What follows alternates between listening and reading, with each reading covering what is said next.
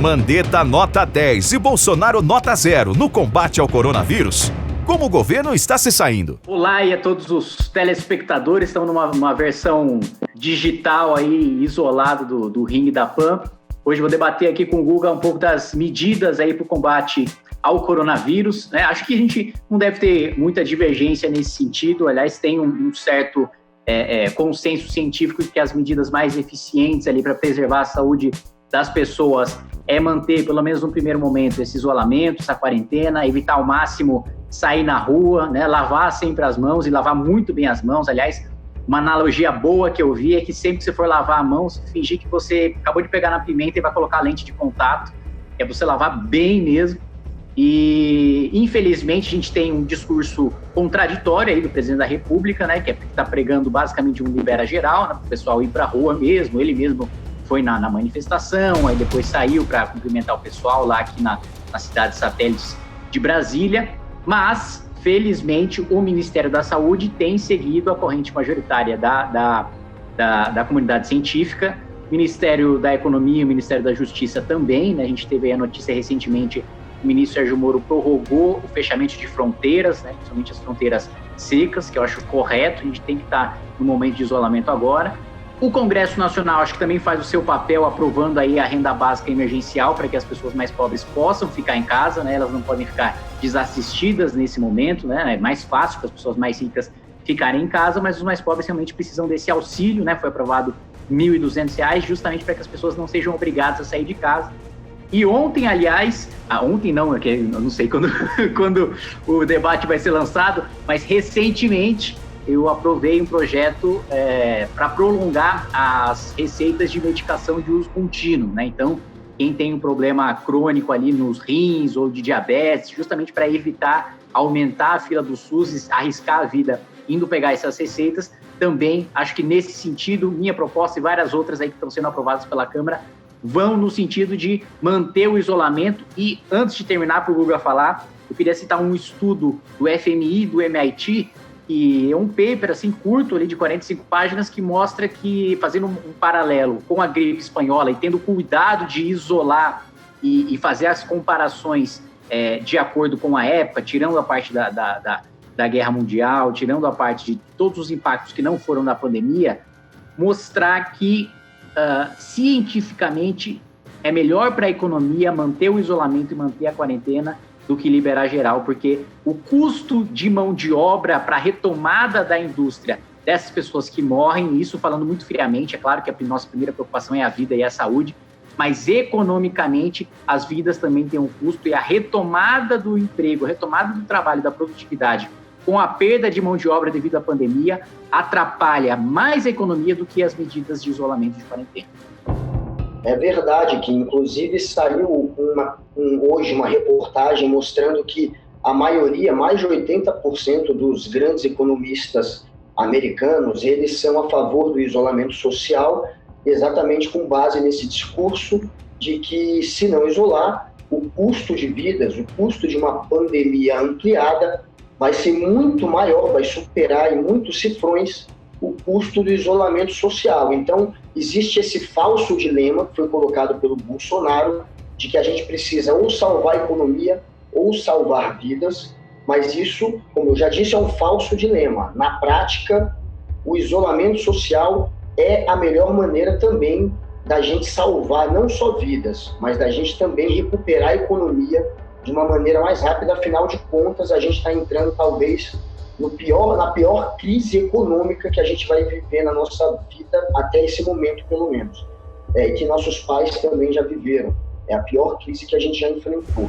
O Bolsonaro, ele parece uma pessoa só preocupada mesmo com essa questão econômica, mas ele não percebeu que está cometendo um suicídio político, porque ele está condenando não só vidas, mas ele está condenando a própria economia com essa postura de querer sabotar o isolamento social. Agora, quanto ao ministro Mandetta, a gente tem que ficar de olho, porque ele estava sendo um ministro que estava assim, sendo orientado, ele está sendo orientado pela ciência, mas parece que depois daquela quase degola, daquela quase demissão dele, ele adequou um pouco o discurso dele para talvez irritar menos o Bolsonaro. Agora a gente já tem o Mandetta falando em usar a cloroquina caso o médico passe a receita.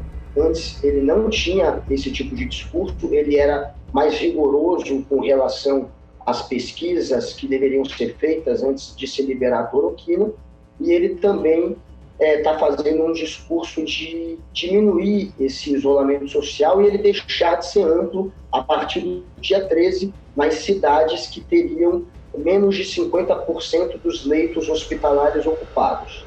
O que também é muito... A Procuradoria hoje entrou com pedido para que o Mandetta explique isso, porque eles querem saber se mesmo com mais de 50% dos leitos, se isso significa que vai haver respirador para todo mundo, UTI para todo mundo, porque na prática pode não haver, mesmo que haja mais da metade dos leitos disponíveis. Então, também o Brasil não tem estrutura para isolar de maneira vertical. O Brasil precisa de um isolamento mais amplo, porque aqui a gente tem milhões de pessoas vivendo com famílias que moram na mesma casa, com um único quarto, muitas vezes. A gente tem milhões de pessoas vivendo na rua. Então, assim, é completamente fantasioso acreditar que num país pobre, com a estrutura do Brasil, a gente vai conseguir fazer um isolamento que não seja o mais amplo. Você não concorda? Eu concordo, mas até adicionaria algo a mais. Sequer o isolamento horizontal está sendo feito, né? Na verdade, o que a gente tem é uma recomendação para as pessoas ficarem em casa e tal, mas arrisca mesmo, né? Acho que a população brasileira não tem a disciplina da população japonesa, por exemplo. Tem uma galera indo para a praia, tem uma galera organizando festa. Isso eu acho que vale a pena a gente entrar também na responsabilidade da sociedade. Tem gente que está saindo de casa não porque precisa, mas porque quer, porque... Você tem, claro, tem um pessoal que está seguindo o discurso do presidente, de que não é nada, e etc., aí entra aí a responsabilidade do Bolsonaro, mas você tem também gente que não é pelo discurso do Bolsonaro, que está saindo por pura irresponsabilidade pessoal mesmo, e indo se encontrar e sair, etc., e nisso eu acho que a tendência é que no Brasil as coisas sejam piores aí do que em países desenvolvidos que têm umas medidas mais rigorosas de isolamento mesmo, de falar pra galera, sai de casa para ir pro mercado, para ir pra farmácia, para ir pro médico, ou para ajudar alguma pessoa que está no grupo de risco a viver na casa dela e tal. Mas as medidas que a gente está tomando agora são bem brandas, assim, digamos, de quarentena e de isolamento. Eu discordo de um ponto do Guga em relação à postura do ministro da Saúde. O uso da cloroquina, da azitromicina, é uma coisa que vem sendo trabalhado na Anvisa há algum tempo, já, antes de todo esse alvoroço, dessa ciumeira do Bolsonaro em cima do Mandetta, que o Bolsonaro, sempre que vê uma ameaça eleitoral ali para 2022, seja o Paulo Guedes, o Moro ou o Mandetta, ele já começa a querer minar o trabalho dos próprios ministros, né? Um presidente de oposição. Em vez dele aproveitar a situação e falar, olha, eu indiquei esse cara é técnico, esse cara é profissional, eu indiquei, é meu mérito como líder, como presidente da República, ter colocado esse cara lá, então confie no trabalho dele. Ele seguia aquela linha dele de falar, eu não entendo de economia, passei para o Paulo Guedes, eu não entendo de saúde, passei para o Mandetta, siga o Mandetta, ele está fazendo um bom trabalho, respeitado pela esquerda, pela direita, pela faculdade científica, etc.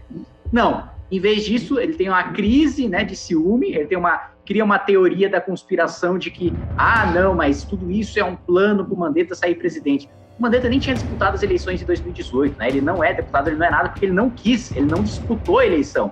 Ele foi trazido de volta à política pelo Bolsonaro para ser ministro da Saúde. Eu discordo veementemente desse discurso do Bolsonaro de que a cloroquina seria um remédio milagroso. A minha opinião pessoal, e ressaltando, primeira coisa, para quem está assistindo, não se automedique, essa é a primeira coisa. Os 2 casos de morte por cloroquina nos Estados Unidos foi de gente que se medicou. Então, sendo a favor ou contra o uso da cloroquina, sempre com acompanhamento e recomendação médica, né? Nunca porque você foi lá e comprou na farmácia. E o segundo ponto é que eu não sou médico, né? Eu sigo, existem aqueles mais céticos em relação à cloroquina, existem aqueles menos céticos, eu leio boa parte do material do que os cientistas publicam e tenho uma opinião baseada no que eles dizem, né? Então não é uma opinião própria. Mas o que eu acredito, até o momento, a cloroquina estava sendo permitida só para os pacientes em estado grave, né? O Ministério da Saúde estava permitindo até em estado grave. O Ministério da Saúde liberou, junto com a Anvisa, o uso para casos moderados. O que eu li basicamente duas linhas de pensamento em relação à cloroquina. A primeira é de que realmente tem funcionado em boa parte dos casos, né, mesmo no uso até bem no início ali, quando você percebe que está perdendo o olfato, está perdendo o paladar, já aplicar cloroquina. Em alguns casos, teve até aquele Didier Raoult, acho que é o cientista, é o microbiologista francês, que na experiência dele, né, parece que 75% dos casos melhorou. E tem uma outra linha do estudo da Fiocruz, falando que a cloroquina funciona exatamente da mesma maneira que qualquer outro medicamento no combate ao coronavírus, não é nada especial.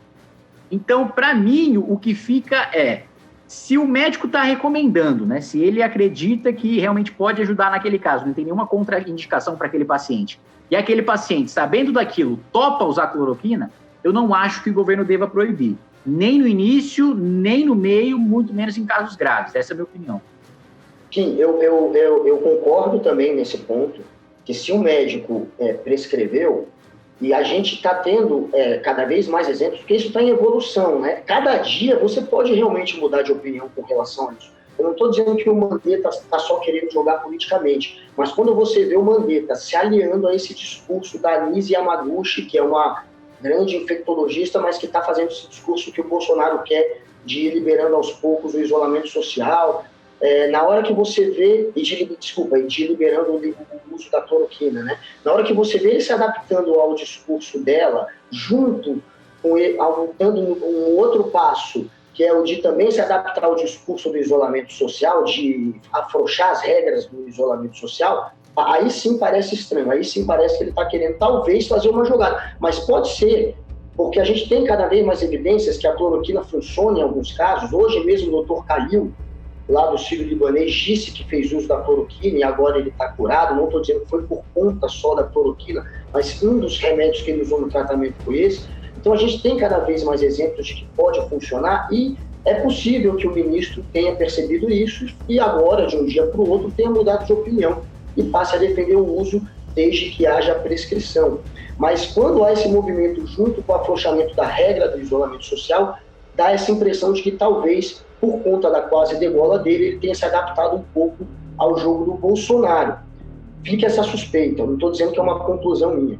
E para finalizar, porque a gente já até estourou o tempo, a gente já está fazendo 3 minutos a mais, mas tudo bem, vai ficar um pouco maior, não tem problema, está interessante. Só para finalizar e fazer uma provocação, essa história da pandemia está servindo também para, de uma certa maneira, dar um tapa na cara desse pessoal que faz essa campanha toda a favor do Estado mínimo, que está tendo que cair agora na real e ver que sem um Estado presente, a gente não teria socorro às empresas, socorro aos trabalhadores, não teria um sistema de saúde público que, mesmo debilitado, mesmo com pouca infraestrutura, ainda é capaz de dar algum tipo de atendimento para uma sociedade em risco de pandemia. Então a gente tem agora um exemplo claro de como esse discurso muito radical do Estado mínimo não passa de uma falácia, porque na hora da prática, na hora do vamos ver, é o Estado que socorre todo mundo. Eu acho que esse pode ser, inclusive, o tema do nosso próximo debate, Duda.